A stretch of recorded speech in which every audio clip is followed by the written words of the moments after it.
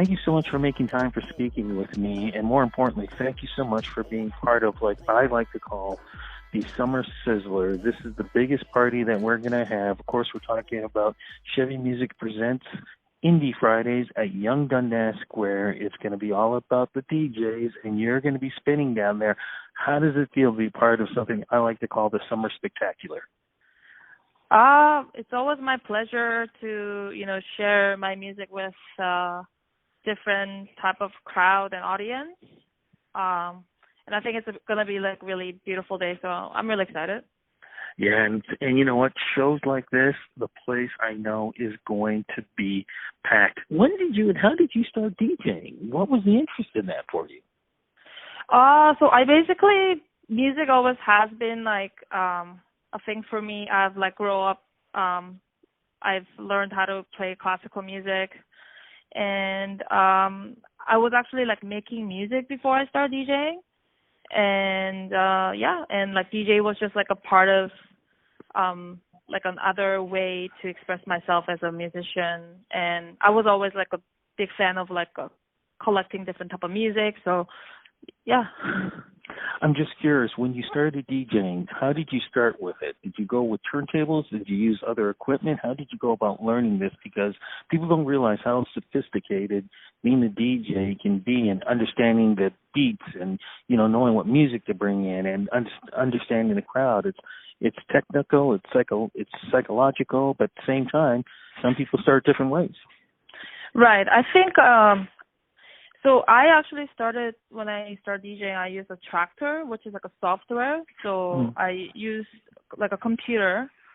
And then I've like kind of realized that like I hit a plateau, and I wanted to experience and learn how to DJ, like navigate different ways to DJ, which is like mixing vinyl and using a CDJ. Right.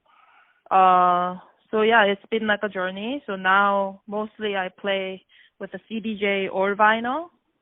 I kind of like left the laptop alone. But it's just like, I think it's all about, at the end of the day, it doesn't matter like what you use.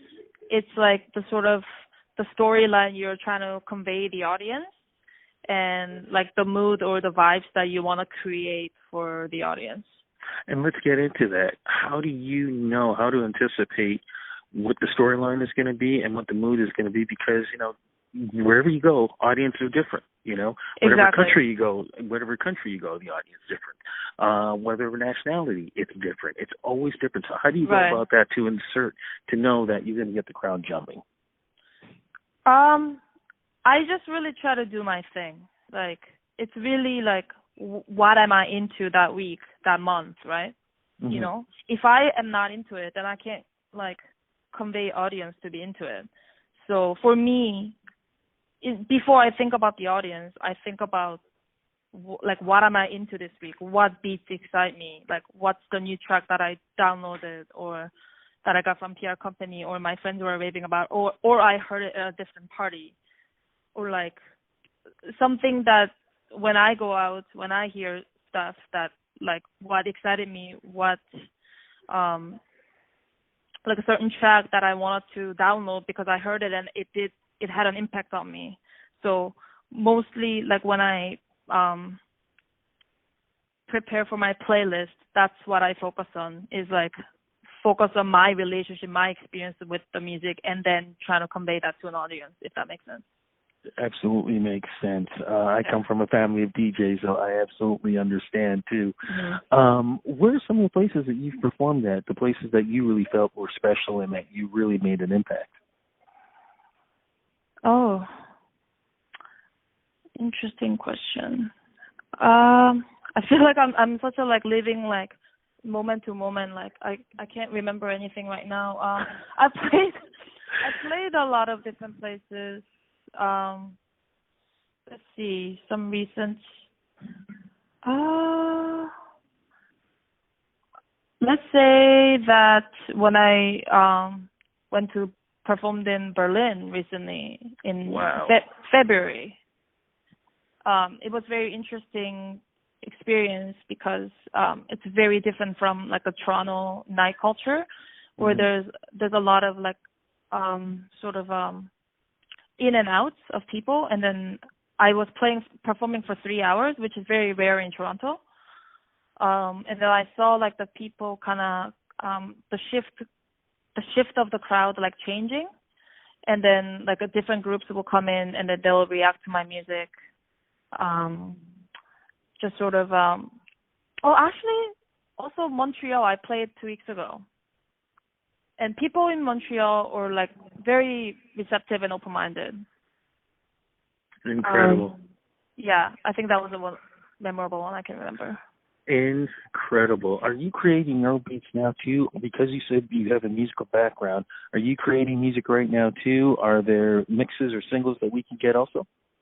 Yeah, like I think the basis of the whole why I started DJing was because I wanted to play my own tracks, and you know, I've been having an on and off relationship with productions, and I'm kind of like back on it, trying to have that in a daily routine, because in order to have like that really track that you're really proud of, that you're really into, that people are receptive to, you just have to make a lot of beats in order to have that good, like that beat that you are so proud of, right?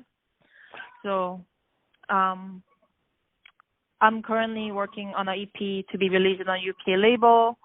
I do have I have like another remix coming out. That's something that you have to kind of, you know, stay on top as an artist, because it's always fun to DJ other people's music because it's other people's completed work. But actually, when you're doing your own creation, that's a whole other story, you know? Absolutely. That takes dedication, focus, and like a lot of time investing. And as an electronic music producer, you need to know how to navigate those peers. So that's like a learning curve. And I feel like the more I spend time on producing, it's actually more challenging. But yeah, I'm still like working on that, you know, next song that like I'm gonna be like, that's gonna be like timeless, and that's I'm gonna love, and also like the audience is gonna love, hopefully. What's the show gonna be like tomorrow when you perform? What can we expect?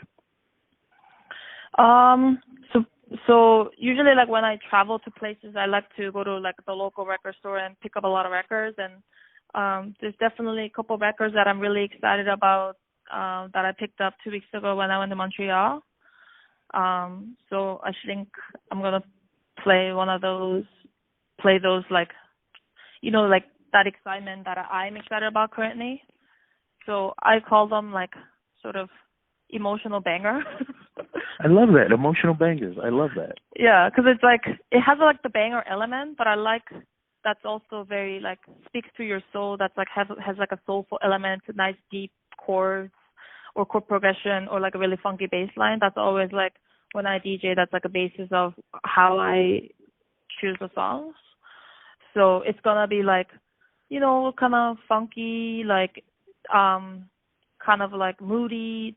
I feel like my always music sound like moody, right? And but then also there's like it's percussive. There's like drums that's like, you know, that's groovy. That's I like to say that.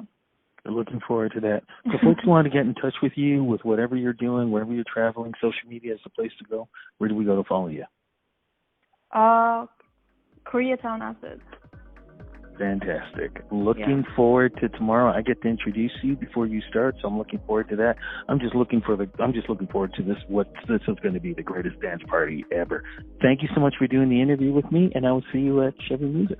Yeah, my pleasure. I'll see you tomorrow. Okay, take care, and thanks again. Bye-bye. Bye-bye.